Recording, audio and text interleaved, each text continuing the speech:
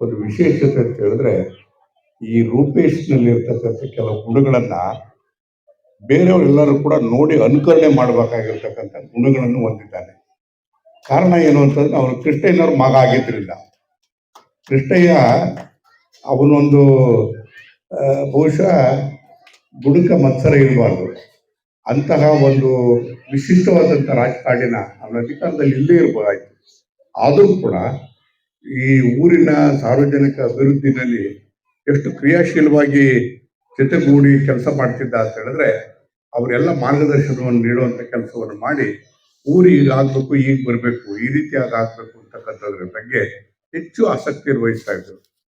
ನನಗೆ ಒಂದು ಅವಕಾಶ ಸಿಕ್ತು. ನಾನು ಮಂತ್ರಿಯಾಗಿದ್ದ ಸಂದರ್ಭದಲ್ಲಿ ಸಹಕಾರಿ ರತ್ನ ಅಂತ ಹೇಳಿ ಒಂದು ಪ್ರಶಸ್ತಿ ಕೊಡಬೇಕು ಅಂತ ಅನ್ನುವಾಗ ಅವ್ರು ಒಪ್ಪಿಸಿ ಪ್ರಶಸ್ತಿ ಕೊಡಿಸ್ತಕ್ಕಂಥ ಕೆಲಸವನ್ನು ಮಾಡಿದ್ವಿ. ಈಗ ಸಹಕಾರಿ ರತ್ನ ಪ್ರಶಸ್ತಿಗಳನ್ನ ವರ್ಷಕ್ಕೆ ಒಬ್ಬರಿಗೂ ಕೊಡ್ತಾ ಇದ್ವಿ. ಈ ಸರಿ ನಮ್ಮ ರಾಜಣ್ಣ 75 ಜನ ಕೊಟ್ಬಿಟ್ಟ. ಅದ್ರ ಅಡ್ರೆಸ್ಸು ಇಲ್ಲ, ಕೇಳಿಲ್ಲ, ಯಾರಿಗೆ ಕೊಟ್ಟವ್ರು ಅದು ಯಾರಿಗೂ ಗೊತ್ತೇ ಇಲ್ಲ, ಹಂಗಾಗೋಯ್ತು. ಆ ರೀತಿ ಇಡೀ ರಾಜ್ಯಕ್ಕೆಲ್ಲ ಸೇರಿ 75 ಜನ ಕೊಟ್ಬಿಟ್ಟು. ಸೊ ಹಾಗಾಗಿ ಅವತ್ತು ಸಹಕಾರಿ ರಸ್ತೆಗೆ ಒಂದು ತೂಕ ಇರ್ತಿತ್ತು, ಅರ್ಥ ಇರ್ತಿತ್ತು, ಅದಕ್ಕೆ ಜನ ಗಮನಿಸ್ತಿದ್ರು. ಇವತ್ತು ಅದು ಇಲ್ದಾಗಿದೆ. ನಾನು ಮೊನ್ನೆ ದಿವಸ ಒಂದು ಸನ್ಮಾನ ಮಾಡಿದ್ರು ಇಲ್ಲಿ ನಮ್ಮ ಸಾಹಿತ್ಯ ಸಮ್ಮೇಳನದಲ್ಲಿ ಬರಲಿಲ್ಲ, ರಾತ್ರಿ ಒಬ್ರು ಹೆಣ್ಮಗಳಿಗೆ ಸನ್ಮಾನ ಮಾಡಿದ್ರು. ಅವ್ರು ಯಾಕೆ ಅಂತಂದ್ರೆ ಅವ್ರದ್ದು ಸಾಹಿತ್ಯ ಸಹಕಾರಿ ರತ್ನ ಪ್ರಶಸ್ತಿ ಬಂದಿದೆ ಅಂತ ಹೇಳಿ. ಹಾಗಾಗಿ ಬಹಳ ಜನ ಇದ್ದಿದ್ರಿಂದ ಯಾರು ಅಂತ ಗೊತ್ತಾಗ್ತಿರಲ್ಲ. ಕೃಷ್ಣಯ್ಯನವರು ಇರೋವಂಥ ಸಂದರ್ಭದಲ್ಲಿ ಕೊಟ್ಟಿದ್ದು ಎಲ್ಲಿ ನಾವು ಕೊಡ್ತಾ ಇದ್ವಿ, ಇಬ್ಬರಿಗೂ ಕೊಡ್ತಾ ಇದ್ವಿ ಅಷ್ಟೇ. ಹಾಗಾಗಿ ನಿಜವಾಗ್ಲೂ ಕೂಡ ಸಹಕಾರಿ ರತ್ನ ಆಗಿದ್ದ, ಎಲ್ರಿಗೂ ಮಾರ್ಗದರ್ಶನ ಕೊಡ್ತಕ್ಕಂಥ ರೀತಿಯಲ್ಲಿದ್ದ. ಬಹುಶಃ ಅಧಿಕಾರದಲ್ಲಿ ಇಲ್ಲ ಅಂತಕ್ಕಂಥ ಪ್ರಶ್ನೆ ಬೇರೆ, ಸಮಾಜಮುಖಿಯಾಗಿರ್ತಕ್ಕಂಥ ಕೃಷ್ಣಯ್ಯನವರು ಅವರು ಇವತ್ತು ನಮ್ಮ ಮಧ್ಯದಲ್ಲಿಲ್ಲ. ಎಲ್ಲರೂ ಒಂದಲ್ಲ ಒಂದು ದಿವಸ ಕಾಲಗರ್ಭದಲ್ಲಿ ಸೇರಲೇಬೇಕು, ಪ್ರಕೃತಿಯಲ್ಲಿ ಸೇರೋಗ್ಲೇಬೇಕು. ಆದ್ರೆ ಅವರು ಬಿಟ್ಟೋಗಿರ್ತಕ್ಕಂಥ ಕೊಡುಗೆ ಅಂತಂದ್ರೆ ಇವತ್ತು ರೂಪೇಶ್ ಕೃಷ್ಣಯ್ಯ ಅವನು ನನ್ನ ಮನಸ್ಸಲ್ಲಿ ಯಾವತ್ತೂ ಗೆದ್ದಿರ್ತಾನೆ. ಏನೇ ಮಾಡ್ಬೇಕಾದ್ರೂ ಕೂಡ ನಾನು ಅವನ್ನ ಕೇಳ್ತೀನಿ, ಸಲಹೆಯನ್ನು ಪಡಿತೀನಿ. ಅವ್ರು ಕೊಡ್ತಕ್ಕಂಥ ಮಾರ್ಗದರ್ಶನ ಕರೆಕ್ಟಾಗಿ ಕೊಡ್ತಾರೆ. ಅದನ್ನ ಆ ರೀತಿಯಾದಂಥ ಇವತ್ತು ಅವರ ತಂದೆ ನೆನಪಿನಲ್ಲಿ ಒಂದು ಕಾರ್ಯಕ್ರಮವನ್ನ ಮಾಡ್ತಿರ್ತಕ್ಕಂಥದ್ದು ಸಂತೋಷ. ಮತ್ತು ಇವತ್ತು ನಮ್ಮ ಅಕ್ಷರ ಜ್ಞಾನವನ್ನ ಕೊಟ್ಟಂತ ಮಹಾತಾಯಿ ಅಂತ ಹೇಳಿದ್ರೆ ಈ ದೇಶಕ್ಕೆ ನಮ್ಮ ಸಾವಿತ್ರಿಬಾಯಿ ಫುಲೆ ಅವರು. ನನಗೆ ಮೊನ್ನೆ ಯಾರೋ ಬಂದು ಕೇಳಿದ್ರು, ಸಾವಿತ್ರಿಬಾಯಿ ಫುಲೆ ಅವ್ರದ್ದು ಒಂದು ಕಾರ್ಯಕ್ರಮ ಮಾಡಬೇಕು ಅಂತ ಹೇಳಿ. ನಾನು ಹೇಳಿದೆ, ಅದನ್ನ ಕಾರ್ಯಕ್ರಮ ಮಾಡೋದಕ್ಕೆ ಯಾವ್ದಾರ ದೇವಸ್ಥಾನ ಕಟ್ಟೋದಾದ್ರೆ ಅದು ಇದು ಒಳ್ಳೆ ಕೆಲಸ ಮಾಡ್ತೀರಿ, ದೇವಸ್ಥಾನ ಕಟ್ಟಿ ಅವ್ರ ಹೆಸರಲ್ಲಿ ಅಂತಕ್ಕಂಥ ಮಾತನ್ನ ಹೇಳ್ತಾ ಇದ್ದೆ.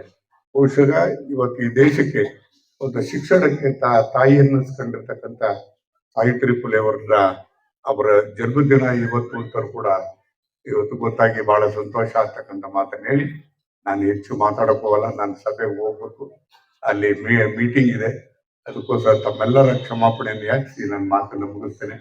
ಮತ್ತು ಈ ರೂಪೇಶ್ ಕೃಷ್ಣಯ್ಯ ಬರೀ ತಂದೆಯಂತೆ ಮಗ ಸರಿಯೇ, ಬಟ್ ಅದೇ ರೀತಿಯಾಗಿ ಸಾರ್ವತ್ರಿಕವಾಗಿರ್ತಕ್ಕಂಥ ರೀತಿಯಲ್ಲಿ ಅವನೊಬ್ಬ ಬೇಸಿಕಲಿ ಇಂಜಿನಿಯರ್ ಇದ್ದಾನೆ, ಸಾಫ್ಟ್ವೇರ್ ಇಂಜಿನಿಯರ್ ಇದ್ದಾನೆ. ಅವನಿಗೊಂದು ಜ್ಞಾನ ಇದೆ, ಒಂದು ಒಂದು ಒಂದು ಗುರಿ ಇದೆ. ಅದ್ರಲ್ಲಿ ಯಾವ ರೀತಿಯಾಗಿ ಅಭಿವೃದ್ಧಿ ಮಾಡಬೇಕು ಅಂತಕ್ಕಂಥದ್ರ ಬಗ್ಗೆ ಹೆಚ್ಚು ಆಸಕ್ತಿ ವಹಿಸ್ಬೇಕು. ಈಗ ನಮಗೆ ಸಿರಾ ಒಂದು ಪ್ರಮುಖವಾದಂಥ ನಗರಿಯಾಗಿದೆ.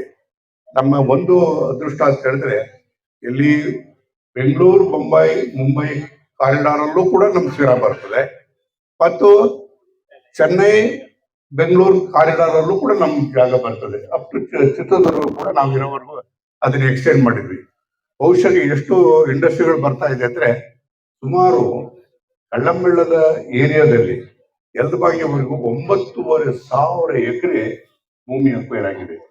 ಜಪಾನ್ ಟೌನ್ಶಿಪ್ ಕೂಡ ಬರ್ತಾ ಇದೆ. ಅಲ್ಲಿ ಜಪಾನ್ ಟೌನ್ಶಿಪ್ ಬರ್ತಾ ಇರ್ತಕ್ಕಂಥ ಹಿನ್ನೆಲೆಯಲ್ಲಿ ಇವತ್ತು ಸಿರಾದಲ್ಲೂ ಕೂಡ ಅಲ್ಲಿ ರಾತ್ರಿ ನೋಡಿದ್ರೆ ಒಂಥರ ಖುಷಿ ಆಗ್ತದೆ. ಆ ಲೈಟ್ ಇರ್ತಕ್ಕಂಥದ್ದು ಬಹುಶಃ ಈಗ ಒಂದು ವರ್ಷದ ಕೆಳಗೆ ಏನೂ ಇರಲಿಲ್ಲ. ಈಗ ಆಗಿರ್ತಕ್ಕಂಥ ಪರಿವರ್ತನೆ ಏನು ಅಂತಕ್ಕಂಥದ್ದನ್ನ ನೋಡಿ ಸಂತೋಷ ಪಡ್ಬೇಕಾಗ್ತದೆ. ಎಲ್ಲ ಒಂದು ಕಡೆಗೆ ನಮ್ಮ ಉದ್ಯೋಗಕ್ಕೋಸ್ಕರ ನಮ್ಮ ಮಕ್ಕಳು ಬೆಂಗಳೂರಿಗೆ ಹೋಗ್ಬಾರ್ದು, ಉದ್ಯೋಗ ಇಲ್ಲೇ ಸಿಗಬೇಕು ಅಂತಕ್ಕಂಥ ವಾತಾವರಣನ ಸೃಷ್ಟಿ ಮಾಡಬೇಕು ಅನ್ನೋ ಕಾರಣಕ್ಕೋಸ್ಕರ ಆ ಕೈಗಾರಿಕೆಯನ್ನ ಸುಮಾರು 1,000 ಎಕರೆಯಲ್ಲಿ ಮಾಡಿದ ಹಿನ್ನೆಲೆಯಲ್ಲಿ ಕೈಗಾರಿಕೆಗಳು ಬಂದಿದ್ದಾವೆ. ಇವತ್ತು ಎಷ್ಟು ಬೇಡಿಕೆ ಇದೆ ಅಂತ ಹೇಳಿದ್ರೆ ನಮ್ಮಲ್ಲಿ ಇರ್ತಕ್ಕಂಥದ್ದು ಕೇವಲ 28 ಎಕರೆ ಮಾತ್ರ. 28ಕ್ಕೆ ಎಷ್ಟಿತ್ತು ಅಂದ್ರೆ ಸುಮಾರು 900 ಅರ್ಜಿ ಬಂದಿದೆ. ಅಷ್ಟು ಡಿಮಾಂಡ್ ಬಂದಿರತಕ್ಕಂಥದ್ದು. ಇನ್ನೂ ಕೂಡ ಅನೇಕ ವಿಚಾರಗಳಿದೆ. ಆದ್ರೆ ನಾನು ಇವತ್ತು ಒಂದು ಹೇಳಲೇಬೇಕು ಅಂತಂದ್ರೆ, ಇವತ್ತು ಒಂದು ಸರ್ಕಾರಿ ಆದೇಶ ಆಯಿತು. ಹೇಮಾವತಿ ನೀರನ್ನ ಸಿರಾಕೆರೆಯಿಂದ ಎಲ್ಲ ಪ್ರದೇಶಕ್ಕೂ ಎಲ್ಲ ಮನೆಗಳು ಕೂಡ ನಲ್ಲಿ ನೀರು ಕೊಡ್ತಕ್ಕಂಥದಕ್ಕೆ 85 ಕೋಟಿ ರೂಪಾಯಿ ಮಂಜೂರಾತಿ ಆಗಿ ಇವತ್ತು ಟೆಂಡರ್ ಹೋಗಿದೆ. ಆದ್ರೆ 75 ಕೋಟಿ ಇದ್ರೆ ಅದನ್ನ ಪೂರ್ಣ ಆಗೋದಕ್ಕೆ 100 ಕೋಟಿ ಮೇಲೆ ಹೋಗ್ತದೆ. ಅದು ಸುಮಾರು ಇಲ್ಲಿರ್ತಕ್ಕಂಥ 18,000 ಮನೆಗಳಿಗೂ ಕೂಡ ಪ್ರತಿಯೊಬ್ಬರಿಗೂ ಕೂಡ ಮನೆಗೂ ಕೂಡ ನಲ್ಲಿ ಕೊಡಬೇಕು ಅಂತಕ್ಕಂಥ ಯೋಜನೆ ಅಡಿನಲ್ಲಿ ಈ ಕಾರ್ಯಕ್ರಮವನ್ನು ರೂಪಿಸಿದ್ದೇವೆ. ಕೆಲಸ ಬಹುಶಃ ಇನ್ನೊಂದು ತಿಂಗಳಲ್ಲಿ ಪ್ರಾರಂಭ ಆಗ್ತದೆ. ಆಗ ನೀರಾವರಿ ನೀರು ಇವತ್ತು ಒಳ್ಳೆ ನೀರನ್ನ ಕುಡಿಯುವಂತ ವಾತಾವರಣ ಆಗಿದೆ. ಈಗ ನೀರನ್ನ ಎಲ್ಲೂ ಹಿಡಿಬೇಕಾಗಿಲ್ಲ. ಈಗ ಪ್ರತಿಯೊಬ್ಬರು ಮನೆಯಲ್ಲೂ ಕೂಡ ಮನೆಗೆ ನೀರು ತರಿಸ್ತಕ್ಕಂಥ ಒಂದು ಕಾರ್ಯಕ್ರಮವನ್ನು ಕೂಡ ಮಾಡಿದ್ದೇವೆ. ಮತ್ತೆ ಇನ್ನೊಂದು ಬಹಳ ಮುಖ್ಯವಾಗಿ ಅಂತಂದ್ರೆ, ನಮ್ಮ ಸ್ಥಿರ ಐಬಿಯಿಂದ ಇಟ್ಕೊಂಡು ನಿಮ್ಮ ಮದ್ದೂರವರೆಗೂ ಕೂಡ ಸುಮಾರು ಅದು ರಾಷ್ಟ್ರೀಯ ಹೆದ್ದಾರಿ. ಆ ರಾಷ್ಟ್ರೀಯ ಹೆದ್ದಾರಿಗೆ ಸುಮಾರು 103 ಕೋಟಿಗೆ 14 ಕಿಲೋಮೀಟರ್ಗೆ ಸ್ಪೆಂಡ್ ಮಾಡ್ತಾ ಇದ್ದೇವೆ. ಅಂದ್ರೆ ನಮ್ಮ ಬೆಂಗಳೂರಿನಲ್ಲಿ ಇರ್ತಕ್ಕಂಥ ರೀತಿಯಲ್ಲಿ ಆರ್ನಮೆಂಟಲ್ ಲೈಟ್ಸ್ ಮಾಡ್ತಕ್ಕಂಥ ರೀತಿಯಲ್ಲಿ ಅದು ಒಂದು ಕಾರ್ಯಕ್ರಮವನ್ನು ಕೂಡ ಅದು ಇನ್ನೊಂದು 15 ದಿವಸದಲ್ಲಿ ಪ್ರಾರಂಭ ಆಗ್ತದೆ. ಬಹುಶಃ ಇದು ಏನಂದ್ರೆ ಸಿರಾ ಒಂದು ಅಟ್ರಾಕ್ಷನ್ ಪ್ಲೇಸ್ ಆಗಿದೆ. ಇವತ್ತು ಎಲ್ಲರೂ ಕೂಡ ಇದ್ರ ಕಡೆ ಗಮನ ಕೊಡ್ತಾ ಇದ್ದಾರೆ. ಮತ್ತು ಇದರಲ್ಲಿ ಎಲ್ಲ ಒಂದು ಕಡೆಗೆ ಶಿಕ್ಷಣದಲ್ಲಿ ಕ್ರಾಂತಿ ಆಗ್ಬೇಕು. ಬಹುಶಃ ನಾನು ರಾಮಚಂದ್ರಪ್ಪರಿಗೆ ಒಂದು ಅಂತ ಹೇಳಿದ್ರೆ, ನೀವು ನಮ್ಮ ರಾಜ್ಯ ಶಾಲೆಗಳನ್ನ ನೀವು ನೋಡಿಲ್ಲಲ್ಲ, ಒಂದ್ ದಿವಸ ಹೋಗಿ ಬನ್ನಿ, ರೂಪೇಶ್ ನೀವು ಕರ್ಕೊಂಡು ಹೋಗ್ಬ ಅಂತ. ಅಲ್ಲಿ 160 ಎಕರೆನಲ್ಲಿ 9 ಮರಾಠಿ ಶಾಲೆಗಳನ್ನ ಮಾಡಿದ್ದೇನೆ. ಅಲ್ಲಿ ಸುಮಾರು 2850 ಜನ ಮಕ್ಕಳಿದ್ದಾರೆ. 2850 ಜನ ಮಕ್ಕಳಲ್ಲಿ ಎಲ್ಲರೂ ಡಿಸ್ಟಿಂಕ್ಷನ್,